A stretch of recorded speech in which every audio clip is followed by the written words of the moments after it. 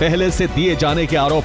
नई अमेरिकी रिपोर्ट के मुताबिक ईरान की पहाड़ियों के नीचे अंडरग्राउंड न्यूक्लियर टनल में सेंट्रीफ्यूज लगातार घूम रहे और इससे अब परमाणु विस्फोट का काउंटडाउन शुरू होने का खतरा है।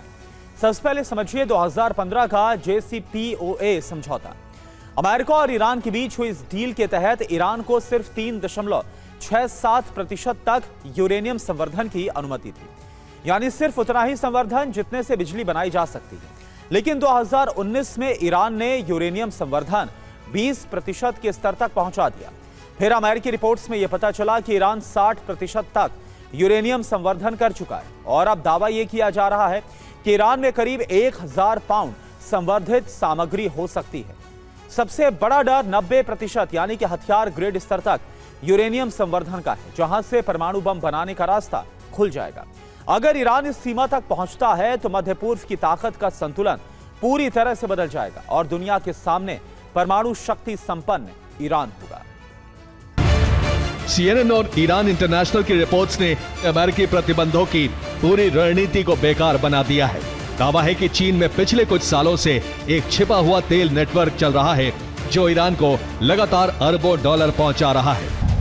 चीन के इस रिफाइनरी का नाम है टी-पॉट रिफाइनरी। ये एक ऐसी रिफाइनरी है जो पश्चिम के वित्तीय सिस्टम से बहुत कम जुड़ी है, इसलिए इस पर अमेरिकी प्रतिबंधों का असर भी नहीं होता। लेकिन यहां से ईरान की अर्थव्यवस्था चल रही है।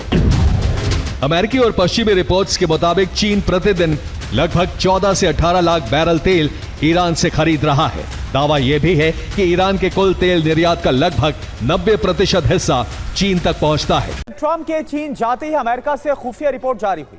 इस रिपोर्ट के मुताबिक ईरान अब एटम बम बनाने के बेहद करीब पहुंच गया है।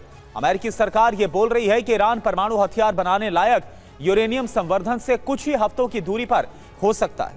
दूसरी तरफ अमेरिकी मीडिया रिपोर्ट्स में चीन पर आरोप लगाया जा रहा है कि चीन की कंपनियां चोरी छिपे ईरान को हथियार, तकनीक और आर्थिक सहारा दे रही हैं।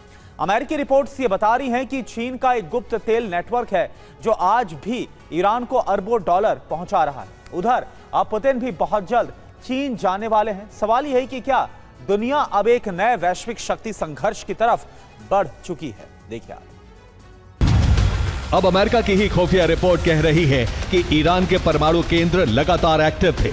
अब अमेरिका खुलकर कह रहा है कि ईरान डराने वाली हद तक परमाणु हथियार क्षमता के बेहद करीब पहुंच चुका है। अमेरिकी ऊर्जा मंत्री क्रिस राइट ने चेतावनी दी है कि ईरान कुछ ही हफ्तों की दूरी पर हो सकता है। अमेरिका के उपराष्ट्रपति जेरी वैंस ने एक इंटरव्यू में खुद कहा है कि अगर ईरान परमाणु हथियार हासिल करता है तो पूरे क्षेत्र में हथियारों की दौड़ शुरू हो सकती है। राष्ट्रपति ट्रंप के पास कूटनीतिक और सैन्य दोनों विकल्प मौजूद हैं। न्यूयॉर्क टाइम्स की रिपोर्ट के मुताबिक अमेरिकी खुफिया एजेंसियों को जानकारी मिली है कि चीनी कंपनियों ने गुप्त तरीके से ईरान को हथियार सप्लाई करने पर चर्चा की। रिपोर्ट में दावा किया गया कि तीसरे देशों के जरिए हथियार भेजने की योजना बनाई गई ताकि सीधे चीन का नाम सामने न आए। अमेरिकी एजेंसियों का यह भी दावा है कि चीन ईरान को मैन पैड्स जैसे पोर्टेबल एयर डिफेंस सिस्टम देने पर विचार कर चुका है। यही नहीं, ड्रोन और मिसाइल कार्यक्रम में इस्तेमाल होने वाली ड्यूअल यूज टेक्नोलॉजी और सैटेलाइट सपोर्ट भी